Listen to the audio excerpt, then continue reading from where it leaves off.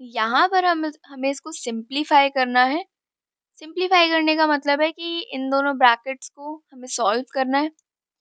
यहाँ पर ये दोनों ब्रैकेट आपस में मल्टीप्लाई हो रहे हैं, तो इनको मल्टीप्लाई कर लेते हैं। इसको मल्टीप्लाई करने के लिए a को हम इस पूरे ब्रैकेट के साथ मल्टीप्लाई करेंगे, सिमिलरली b को करेंगे और c को भी करेंगे।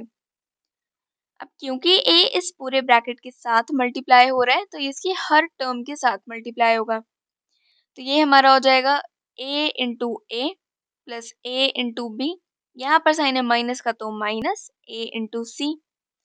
सिमिलरली b भी इन तीनों टर्म्स के साथ मल्टीप्लाई होगा, तो ये हो जाएगा b into A plus b into A plus b into B. Minus का साइन है तो माइनस आ जाएगा, b इंटू सी।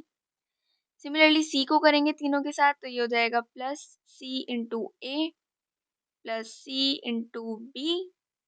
माइनस है तो माइनस c इंटू सी, यानी कि आ गया इसके इक्वल।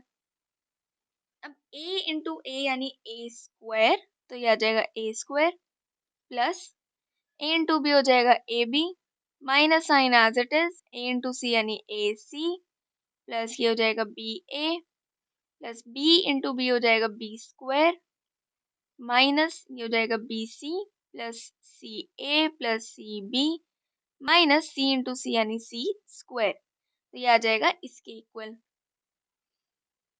अब यहाँ पर बी ए लिखा हुआ है, अब इसको ए बी लिखूं या बी ए लिखूं एक ही बात है। क्योंकि मुझे यहाँ पे ए बी लिखा हुआ दिख रहा है, तो मैं इसको ए बी लिख देती हूँ। सिमिलरली यहाँ पर है ये सी ए, इसको मैं ए सी लिखूं या सी ए लिखूं एक ही बात है, तो मैं इसको ए सी लिख रही हूँ। और यहाँ पर सी बी लिखा हुआ है, इसको भी हम बी सी लिख देते हैं। इसको लिखने का एक और रीज़न ये है क्योंकि हम ए को जनरली बी से पहले ही पढ़ते हैं, तो इसलिए हमने ए को पहले लिखा है। और सिमिलरली यहाँ पर भी और यहाँ पर भी, तो ये इसके इक्वल आ जाएगा। अब यहाँ पर जितने भी लाइक टर्म्स हैं उनको हम आपस में सॉल्व कर देंगे। पहले हमारे पास ए स्क्वायर वाली टर्म, यहाँ पर ए स्क्वायर के लिए और कोई लाइक टर्म नहीं है, तो ये एज इट इज।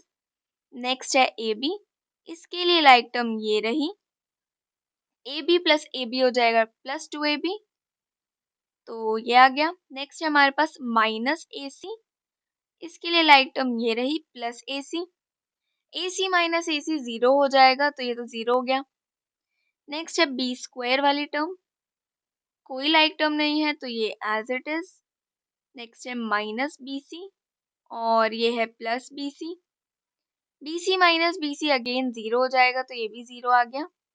और लास्ट में हमारे पास बचा माइनस सी स्क्वायर, अगेन ये एज इट इज आ जाएगा। तो यानी कि इसका फाइनल आंसर हमारा हो जाएगा इसके इक्वल।